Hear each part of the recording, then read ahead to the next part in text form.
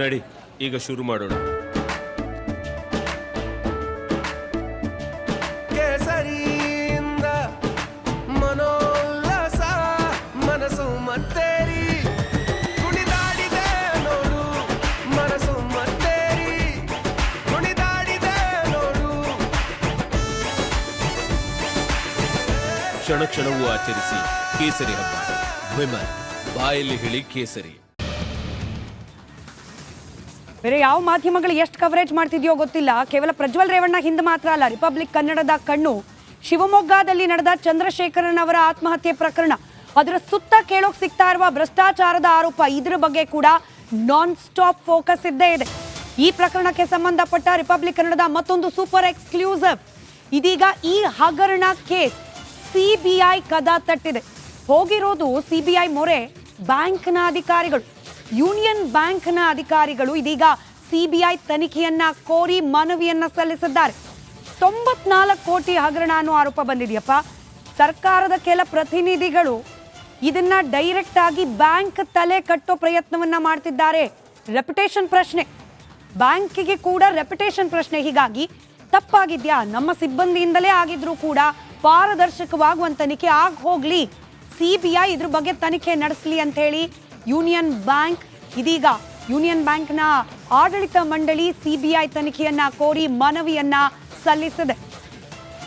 Details ನಮ್ಮ ಪ್ರತಿನಿಧಿ ವಿಜಯ್ ನೀಡ್ತಾ ಹೋಗ್ತಾರೆ. ವಿಜಯ್, ಎಲ್ಲೋ ಒಂದ್ ಕಡೆ ಇಡೀ ಪ್ರಕರಣವನ್ನ ಬ್ಯಾಂಕ್ನಲ್ಲಿ ಆದ ಅವ್ಯವಹಾರ, ಬ್ಯಾಂಕ್ನ ಸಿಬ್ಬಂದಿಯ ಇನ್ವಾಲ್ವ್ಮೆಂಟ್ ನಿಂದ ಆದಂತಹ ಮಿಸ್ಅಪ್ರಾಪ್ರಿಯೇಷನ್ ಅನ್ನೋ ರೀತಿಯಲ್ಲಿ ಕಟ್ಟಲಾಗತ್ತಾ ಅನ್ನೋ ಆತಂಕ ಇತ್ತು. ಸಹಜವಾಗಿ ಬ್ಯಾಂಕ್ನವ್ರಿಗೂ ಬೇಕು ಇದರಲ್ಲಿ ಏನಾಗಿದೆ ಅನ್ನೋದನ್ನ ಜನರ ಮುಂದಿಡುವಂತಹ, ಸತ್ಯಾಂಶಗಳ ಮುಂದಿಡೋ ಒಂದು ಆಸೆ ಬ್ಯಾಂಕು ಕೂಡ ಇದ್ದೇ ಇರುತ್ತೆ, ಹೊಣೆಗಾರಿಕೆ ಕೂಡ ಇದ್ದೇ ಇರುತ್ತೆ. ಸಿಬಿಐ ತನಿಖೆಗೆ ಕೋರಿ ಮನವಿಯನ್ನ ಮಾಡಿದ್ದಾರೆ ಅಂತ ಹೇಳಿ ಸರ್ಕಾರ ಇದನ್ನ ಯಾವ ರೀತಿ ಗಮನಿಸುತ್ತೆ, ಸದ್ಯಕ್ಕಿರೋ ಕುತೂಹಲ ಇದು. ಎಕ್ಸಾಕ್ಟ್ಲಿ ಸ್ಮಿತಾ, ನೀವು ಹೇಳಿದಂಥ ಒಂದು ಮಾತು ಎಕ್ಸಾಕ್ಟ್ಲಿ ಸತ್ಯ ಆಗಿರುವಂಥದ್ದು. ಯಾಕೆ ಅಂತಂದರೆ ಈ ಎಲ್ಲ ಹಗರಣ ಏನಿದೆ, ಹಗರಣ ಆದ ನಂತರ ಎಲ್ಲರೂ ಏನಪ್ಪ ಇಷ್ಟೊಂದು ಹಗರಣ ದೊಡ್ಡ ಮಟ್ಟದಲ್ಲಿ ಆಗಿದೆ, ಬ್ಯಾಂಕ್ ಏನು ಸರ್ಕಾರದಿಂದ ಹಣ ಬೇರೆ ಬ್ಯಾಂಕ್ಗೆ ಹಣ ವರ್ಗಾವಣೆ ಆಗಿ ಸಂಬಂಧಪಟ್ಟಂತೆ ಆರೋಪ ಕೇಳಿಬಂತು. ಅದು ಕೂಡ ಸಂಬಂಧಪಟ್ಟಂತೆ ಕೂಡ ಅಧಿಕಾರಿ ಒಬ್ಬರು ಆತ್ಮಹತ್ಯೆ ಕೂಡ ಮಾಡಿಕೊಂಡ್ರು. ಅದಾದ ನಂತರ ಸರ್ಕಾರದ ನಡೆ ಏನು ಹೇಗಿತ್ತು ಅಂತಂದರೆ, ಇದು ಹೌದು ನಾವೆಲ್ಲ ಮಾಡಿರುವಂಥದ್ದು, ಇದು ಬ್ಯಾಂಕ್ನ ಸಿಬ್ಬಂದಿಯ ಎಡವಟ್ಟು ಅಂದ್ಬಿಟ್ಟು ಏನೋ ಆಗಿಲ್ಲ ರೀತಿಯಲ್ಲಿ ಬ್ಯಾಂಕ್ಗೂ ನಾವು ಮಾಡಿರುವಂಥದ್ದು, ನಮಗೂ ಇದಕ್ಕೆ ಸಂಬಂಧ ಇಲ್ಲ ಅನ್ನೋ ರೀತಿಯಲ್ಲಿ ಕೂಡ ಆ ರೀತಿ ಒಂದು ಪ್ರಾಜೆಕ್ಟ್ ಮಾಡೋಕ್ಕೆ ಹೋಗಿತ್ತು. ಅದಕ್ಕೆ ಸಂಬಂಧಪಟ್ಟಂತೆ ಕೂಡ ಅದೇ ರೀತಿ ಕೂಡ ಹೇಳಿಕೆನ ಬಿಡುಗಡೆ ಆಗಿತ್ತು. ಯಾವಾಗ ಅಧಿಕಾರಿ ಏನು 3 ಹೆಸರನ್ನು ಬರೆದಿದ್ರು, ಅದರ ಜೊತೆಗೆ MDಗೆ ಅಂದರೆ ಈ ಹಿಂದೆ MD ಆಗಿದ್ದಂಥ ಪದ್ಮನಾಭ ಅವ್ರಿಗೆ ಕೂಡ ಈ ವಿಚಾರ ಗೊತ್ತಿತ್ತು ಅನ್ನೋದು ಬಹಿರಂಗ ಆಯಿತು.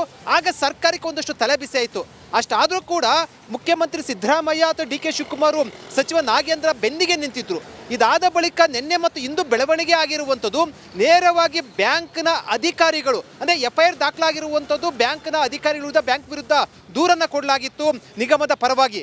ಯಾವಾಗ ಬ್ಯಾಂಕು ಸಿಬಿಐ ತನಿಖೆಗೆ ಸಂಬಂಧಪಟ್ಟಂತೆ ಆ ದೂರನ್ನು ಕೊಡ್ತು ಸಿಬಿಐಗೆ, ಬೆಂಗಳೂರಿನ ಪ್ರಾದೇಶಿಕ ಕಚೇರಿ ಸಿಬಿಐಗೆ, ಈ ಹಗರಣ ಸಂಬಂಧಪಟ್ಟಂತೆ ಆದಷ್ಟು ಬೇಗ ಪತ್ತೆ ಆಗಬೇಕು, ಇದಕ್ಕೆ ಸಂಬಂಧಪಟ್ಟಂತೆ ಎಲ್ಲ ರೀತಿಯ ತನಿಖೆ ಆಗಬೇಕು ಅಂತ ಸಿಬಿಐಗೆ ದೂರು ಕೊಟ್ಟ ಬೆನ್ನಲ್ಲೇ ಸರ್ಕಾರ ಅಲರ್ಟ್ ಆಗಿರುವಂಥದ್ದು, ಸರ್ಕಾರ ಒಂದು ರೀತಿಯಲ್ಲಿ ಆತಂಕಕ್ಕೆ ಒಳಗಾಗಿರುವಂಥದ್ದು. ಯಾಕೆ ಅಂತಂದರೆ ಏನು 85 ಕೋಟಿ ಹಣ ವರ್ಗಾವಣೆ ಆಗಿರುವಂಥದ್ದು ದೊಡ್ಡ ಅಪರಾಧ ಆಗಿರುವಂಥದ್ದು. ಈಗ ದೇಶದ ಅತಿ ದೊಡ್ಡ ನೆಟ್ವರ್ಕ್ ನಿಂದ ಮೆಗಾ ಕವರೇಜ್, ದೇಶದ ಮತದಾರನ ಆದೇಶ NDAಗ ಇಂಡಿ ಒಕ್ಕೂಟಕ್ಕ, ಲೋಕ ಅಖಾಡದಲ್ಲಿ ಗೆಲ್ಲೋದ್ಯಾರು ಸೋಲೋದ್ಯಾರು, ಕರುನಾಡಿನ 28 ಕ್ಷೇತ್ರಗಳ ನಿಖರ ಫಲಿತಾಂಶ, ಫಾಸ್ಟ್ ರಿಸಲ್ಟ್, ಪಕ್ಕಾ result, number 1 election team, number 1 network, number 1 coverage.